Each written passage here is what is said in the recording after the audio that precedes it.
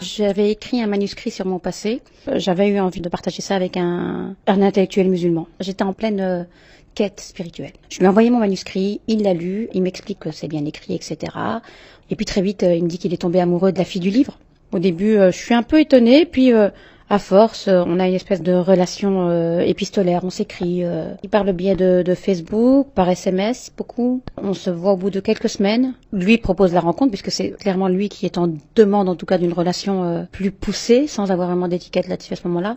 Et on se rencontre à Lille. Puis on se revoit, parce que à ce moment-là, il se passe pas grand-chose. Puis il y a pour moi, pas du tout un dérapage, c'est le début d'une histoire. J'avais vu sur Internet qu'il était marié. Je lui ai demandé et qu'il m'a dit qu'il était divorcé devant Dieu et les hommes, je le cite. Je le crois à ce moment-là parce qu'il n'y a pas de raison de douter. Très clairement, je suis dans une quête spirituelle et lui représente quelque chose à ce niveau-là. Donc moi, ça part sur quelque chose de sain, de spirituel, avec de vrais codes assez carrés. Même si on s'en éloigne au tout début, je me dis tout ça va rentrer dans l'ordre. C'est ce que je me dis, c'est ce qu'il me dit surtout.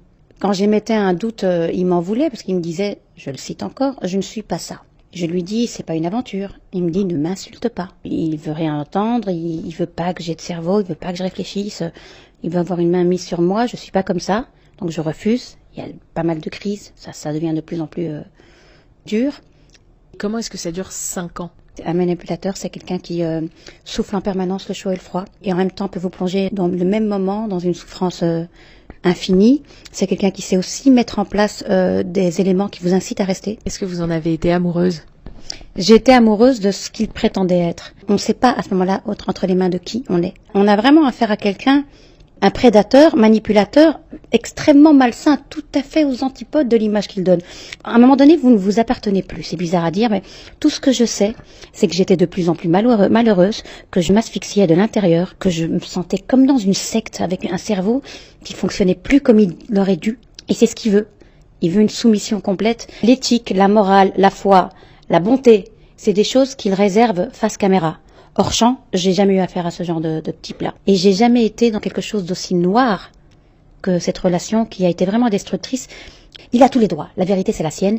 Et il peut la travestir comme il veut. Il est brillantissime, éloquent, face caméra, il se met en mode on, il déblatère tout ce qu'il a déblatéré. Et ça suffit à embrigader des fans comme ça qui sont complètement aveuglés. Parce que c'est aveuglé, hein. Et pour vous, il n'a pas la religiosité dont il se dit emprunt ? Quand on lui parle de pratique, il balaie d'un geste de la main en vous disant que ça ne sont que des détails. C'est quelqu'un que je n'ai jamais vu prier. Jamais. Il n'y a pas un Tariq Ramadan à l'intérieur, ils sont 30. Il y a plein de personnages différents qu'il enclenche selon ses besoins. Le fossé entre ce qu'il est réellement et ce qu'il représente, mais c'est fou. Est-ce que vous avez subi des violences sexuelles ? Il y avait des comportements qui sortaient du cadre habituel. Je ne m'étendrai pas là-dessus. Mais auxquels vous avez consenti ? Avec le recul, il y a plein de choses qui reviennent quand on sort de la relation. Tu te dis, mais moi j'ai consenti à une seule chose. J'ai consenti à avoir une relation saine avec un homme qui se disait sain. Et c'est tout ce que je n'ai pas eu. Comment vous sortez de cette relation ? Je suis un jour dans tous mes états, il me regarde en souriant. Au moment où je vois ce sourire, c'est bizarre, ça me réveille. Et ça a commencé là. À un moment donné, j'ai compris que pour m'en sortir, il fallait rendre ça public et il fallait lui arracher son masque. Il y avait de la vengeance là-dedans. Un petit moment, c'est clair qu'il y en avait.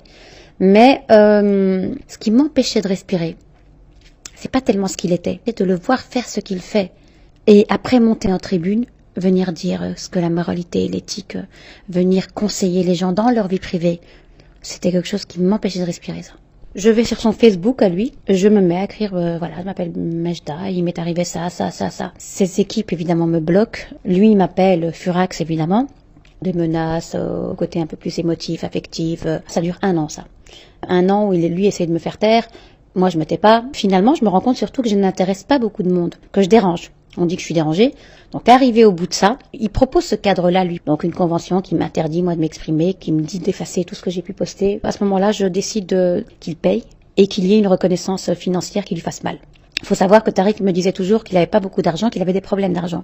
Donc, moi, je prends en charge une bonne partie de la relation. Et voilà comment ça se termine.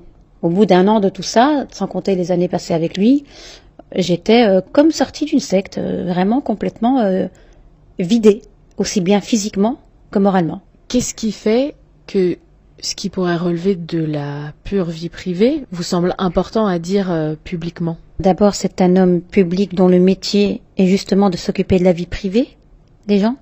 Il y a aussi le fait que les femmes qui ont porté plainte pour viol Il n'y a pas qu'elle.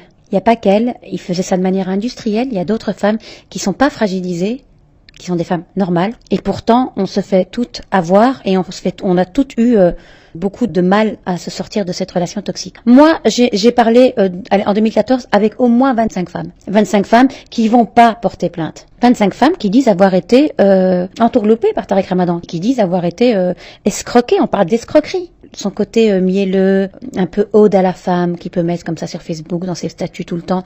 Dans la vraie vie, c'est un véritable barbare. Aussi vrai intellectuellement que même physiquement, l'air de rien. C'est pas un mec qui avait juste des aventures comme ci comme ça, c'est quelqu'un qui répétait vivre c'est détruire.